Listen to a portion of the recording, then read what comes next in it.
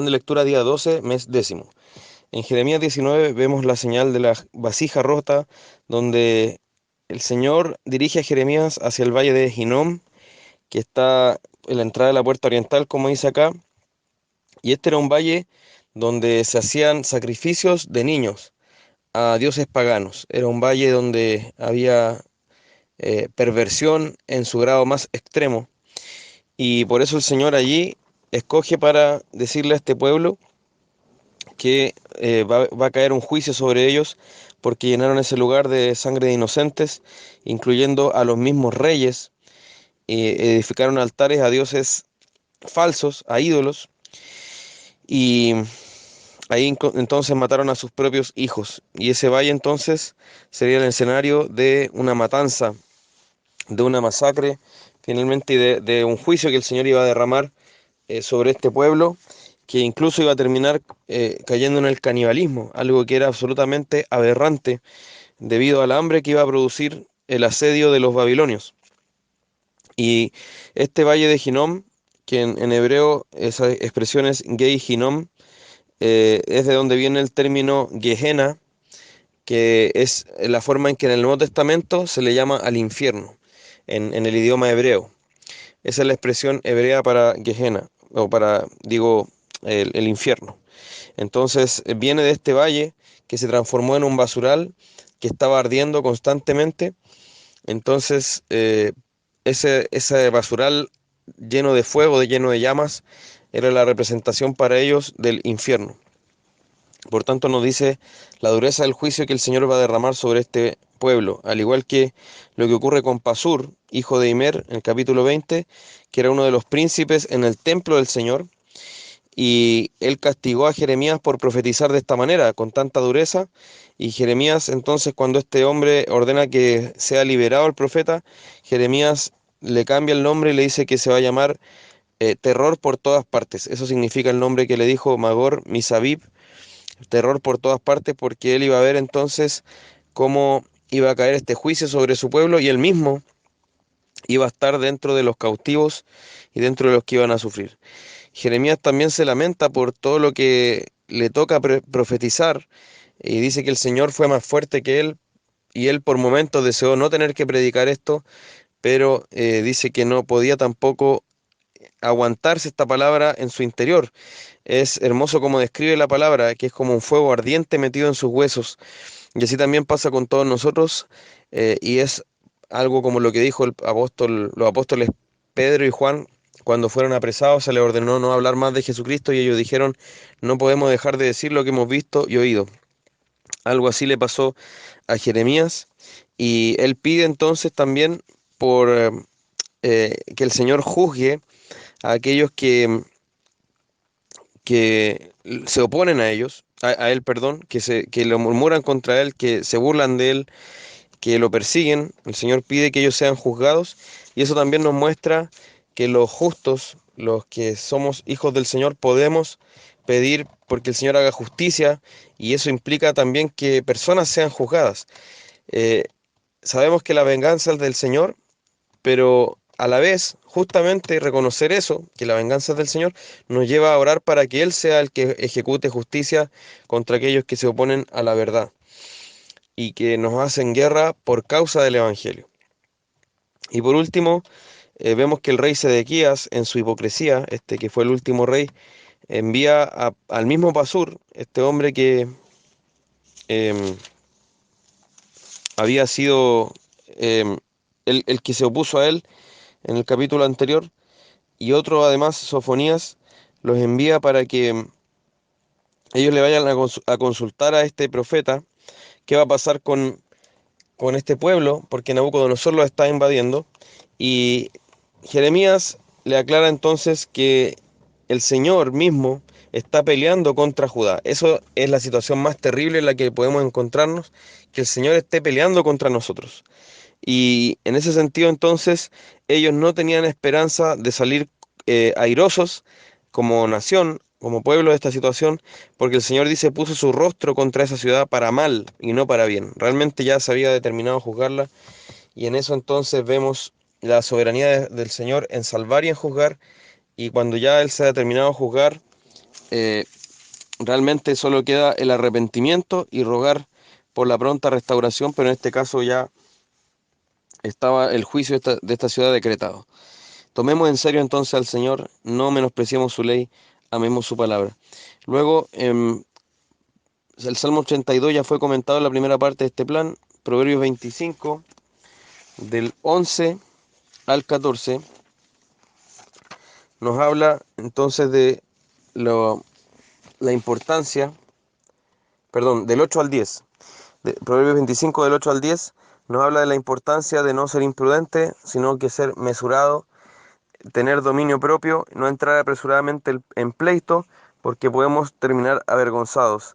También fijémonos que nos llama el mismo procedimiento de Mateo 18, refleja este principio de primero tratar la causa individualmente con el compañero, con la persona con quien existe el conflicto, y no descubrir el secreto a otro. Uno de los principios de la disciplina bíblica es que esté involucrada la menor cantidad de personas. Cuidémonos de la discreción entonces, cuidémonos de ser discretos y de hacer estas cosas para honrar al Señor y no simplemente para nosotros reivindicar nuestro nombre en lo personal. Y fijémonos entonces que la imprudencia en esto puede terminar en graves consecuencias y en deshonra. Y por último tenemos 1 Tesalonicenses capítulo 5, y que es el último capítulo de esta primera carta de los tesalonicenses, y partimos desde el versículo 4. Vemos que el apóstol estaba hablando de que el día del Señor vendrá como ladrón en la noche, es decir, sin aviso, y para eso necesitamos estar preparados, tal como un jefe de familia se prepara con diligencia en caso de que exista algún peligro como de asalto o de ladrón nocturno. Y acá nos dice entonces que los cristianos no estamos en tinieblas para que ese día nos sorprenda como ladrón. No estamos de noche, por así decirlo, sino que somos hijos de luz e hijos del día.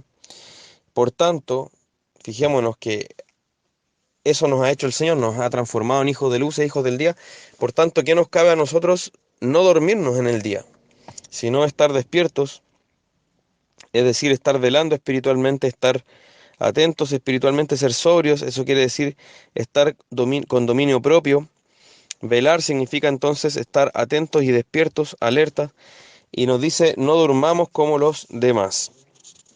Es decir, el mundo duerme, los que no conocen al Señor duermen, se embriagan, pero nosotros somos del día, dice. Entonces estamos vestidos con la fe, con el amor que el Señor ha derramado en nuestros corazones por su Espíritu Santo, con la esperanza de la salvación como casco, como yelmo. Y fijémonos entonces que el Señor no nos ha destinado para ira, sino para alcanzar salvación. Y fijémonos que esto significa, el fundamento de esto que está diciendo es que el Señor murió por nosotros. Por tanto, eh, el objetivo del Señor al morir por nosotros es que nosotros vivamos juntamente con Él, que no nos perdamos con el mundo. Por tanto, nosotros al ver esto, andemos de día, estemos alertas, velando y sobrios, no durmiéndonos como quienes no conocen al Señor.